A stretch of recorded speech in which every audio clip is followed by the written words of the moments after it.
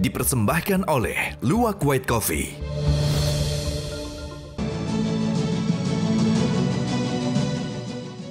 Temu lagi di Hot Room. Pak Willy Aditya dari Partai Nasdem.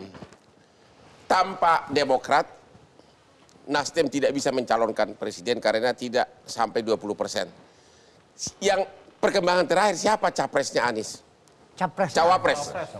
Siapa? Ya, kalau dikasih tahu sekarang nanti Bang Hotman nggak kaget lagi, dagangan nggak laris lagi. Oh begitu. Iyalah. Tapi kan capresnya sudah dipublikasikan. Kenapa? Apa benar belum sepakat PKS dan Demokrat? Kalau sepakat nggak sepakat, politik adalah seni kemungkinan, Bang. Ya. Dan politik memiliki elemen of surprise. Ya. Ya kita cicil-cicil dulu lah barangnya. Anies sudah mulai kampanye itu apa? Itu sudah mutar-mutar terus? Hah? Itu sudah mulai kampanye atau perkara apa namanya itu? Kampanye belum. Oke. Kan belum ada lapangan nih kan. Oh. Kan Demokrat sama PKS belum deklarasi. Toko masih tutup, pendaftaran belum bisa ini. Ya tapi secara de facto sudah berkeliling. Berkeliling boleh. Bang Hotman kemana-mana keliling kan juga boleh, nggak ada yang larang kan. Oke. Jadi masalah cawapres itu bagian yang masih menjadi proses pembahasan. Masih pembahasan. Dan strategi untuk memenangkan Anies bagaimana? Ya kalau memenangkan, kalau strategi Anies ini katanya modal bismillah hasil alhamdulillah gitu. Begitu ya? Iya. Ya. Artinya apa tuh? Artinya ini kan low cost high explosion.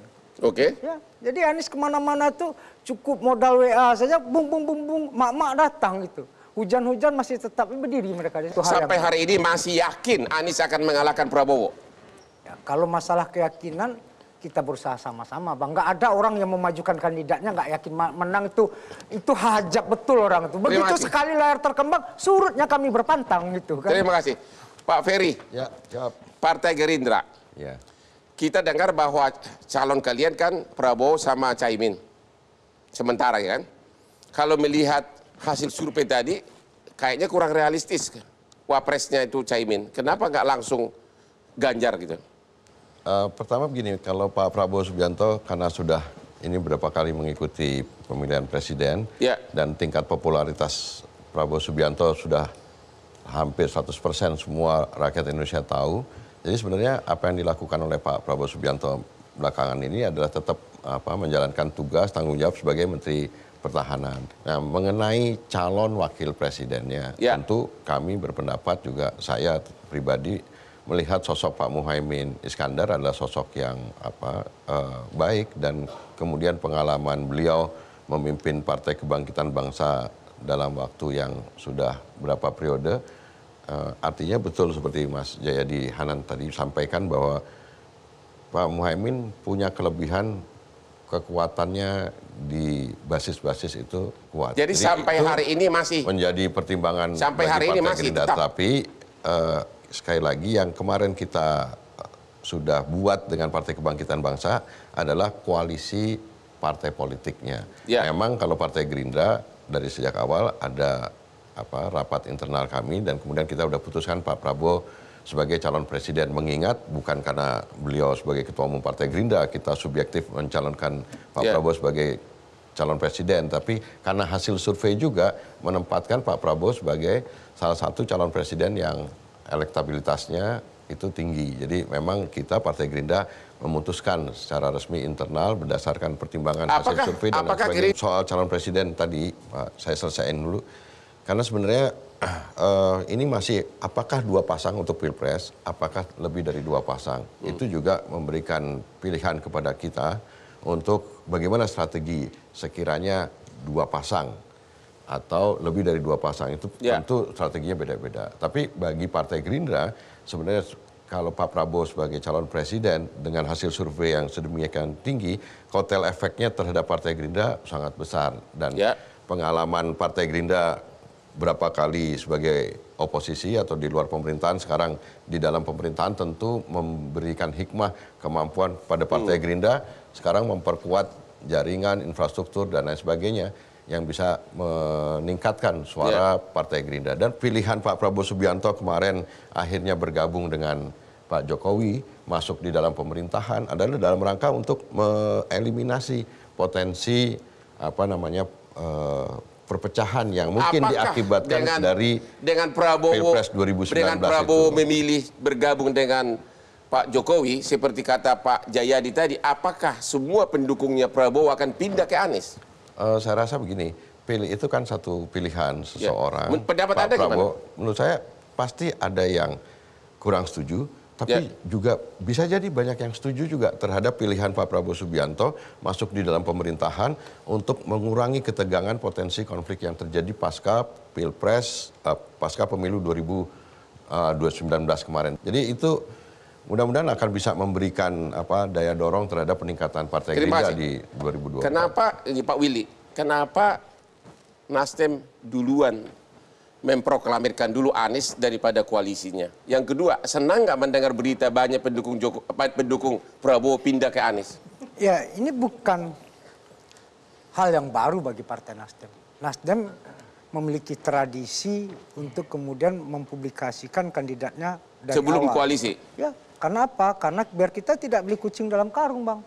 Oh, kan begitu. Tradisinya selama ini kan emosi kita diadu-adu sampai di ujung ini kawin dengan siapa, ini dijodohkan dengan siapa. Nah, Nasdem hadir untuk kemudian mendekonstruksi realitas-realitas yang kemudian mengaduk-ngaduk melodramatik itu untuk kemudian terjadi pendidikan politik. Orang memiliki jejak rekam, orang memiliki waktu, orang memiliki masa untuk berkeliling berbelanja masalah. Itu yang ingin dilakukan Nasdem. Satu, Jokowi. Periode kedua 2017 dideklarasikan oleh Partai Nasdem. Itu Bang, 2017. Okay. Yang kedua, Ridwan Kamil, Khofifah dan lain sebagainya. Nasdem yang pertama kali endorse. Nah, dalam konteks apa? Biar kemudian orang tahu dan kemudian terjadi, kan Nasdem ini partai publik Bang. Tapi senang nggak mendengar banyak pendukung Jokowi pindah mendukung Anies? Jokowi atau Prabowo? Pendukungnya Prabowo. Nah, gini Bang, kita terlalu monolitik di dalam selalu basisnya, kita terlalu picik untuk menghitung itu selalu elektoral. Tapi benar nggak ada gejala itu? Saya mau katakan, saya hormat pada seorang Prabowo. Ya. Kenapa? Apa yang dilakukan Prabowo dengan bergabung dengan Jokowi itu sebuah sacrifice yang luar biasa. Saya orang yang mengapresiasi itu. Maka kemudian kalau dalam pepatah Jawa Bang, ada rego, ada rupo, ada rego. Ada harga yang harus dibayar. Apa yang kemudian Pak Prabowo mengorbankan elektoralnya untuk bergabung dengan kabinet untuk mempersatukan Indonesia. Nah, tapi di sisi yang lain ada hal yang tumbuh. Ini bukan masalah senang atau tidak. Tapi kita jangan kemudian perspektif dan variabel kita selalu ujungnya. Jadi Anda mau mengatakan bahwa kehilangan pendukung pindah ke Anies itu adalah suatu resiko atas bergabung dengan Jokowi, Pak Prabowo? Bang, gini, kita hanya berpikir monolitik. Monolitik itu apa? Variabelnya seolah-olah elektoral. Jadi di sisi yang lain, Prabowo adalah orang yang berjasa kepada negara dan bangsa, tapi kemudian Bang, itulah resiko yang harus diterima. Nah, di sana ada will sacrifice, itu virtue. Maka kemudian kalau variabelnya elektoral, Anies adalah orang yang muntuk, orang yang tumbuh berkembang. Nah, tapi Pak Prabowo Bang, ketika dia bergabung sudah, it's the end. Nah, maka kemudian variabel Pak Prabowo harus kita bicara sebenarnya sudah tidak di ranah elektoral lagi. Jadi bangsa ini juga harus kita didik, Bang. Biar kita tidak terjebak kepada narasi-narasi yang selalu elektoral based gitu. Terima kasih, Pak Rey. Kenapa sampai hari ini hanya Nasdem yang mendeklarasikan capresnya? Ya, apa yang ditunggu oleh partai lain? Ya tentu karena belum ada satupun kepastian bagi mereka untuk mencalonkan siapa. Nah, karena semangat dari semua partai-partai ini kelihatan adalah mendukung calon ketua umum partai mereka untuk calon presiden. Sayangnya hingga Desember dan sekarang kita sudah di bulan Januari 2023, elektabilitas dari semua ketua umum partai politik itu, jangankan untuk jadi calon presiden menurut saya, untuk calon wakil presiden sekalipun kesulitan gitu.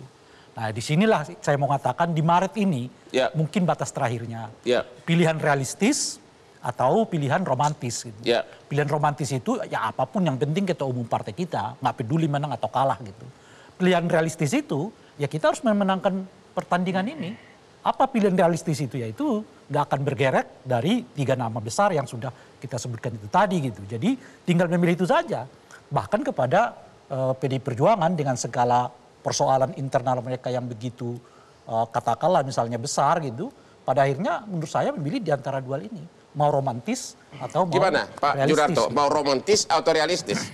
Iya, masuk dalam pemilu itu kan untuk memenangkan kekuasaan. Ya. Jadi tidak lagi bicara hal-hal yang ideal gitu. Jadi ya. mau realistis saja. Sudah pasti realistis. Ya. Karena fungsi untuk ikut dalam pemilu adalah bersikap realistis dan memenangkan kekuasaan. Ya. Dan ini pemilu serentak loh. Ya. Ada efek ketika salah memilih capres, efeknya bukan hanya dalam kalangan pilpres, Ya. tidak ikut jadi menteri, tidak ikut menjadi bagian dari Ya. kekuasaan, tidak menikmati kue, tapi juga ada potensi di beberapa partai itu akan kehilangan suaranya juga di basis pemilih legislatifnya. Itu yang menyebabkan pada akhirnya menurut saya akan realistis. Sepertinya sampai hari ini kedekatan antara PDIP dengan Ganjar sepertinya seolah-olah menjauh, benar nggak itu? Kalau saya balik lagi ya, kalau kita bicara 2014 kan membaca prioritas bagaimana Ibu Mega memprioritaskan terahnya dengan kemudian harus menang atau tidak. Kita lihat Ibu Mega akhirnya memprioritaskan kemenangan tidak. Dan kalau kita bicara mengenai hak terah Bung Karno, apa yang ada dalam sejarah pun itu bukan tentang capres atau tidak menjadi capres, tapi masalah kepemimpinan yang ada di PDI Perjuangan. Oke, kita istirahat lagi. Sampai ketemu lagi.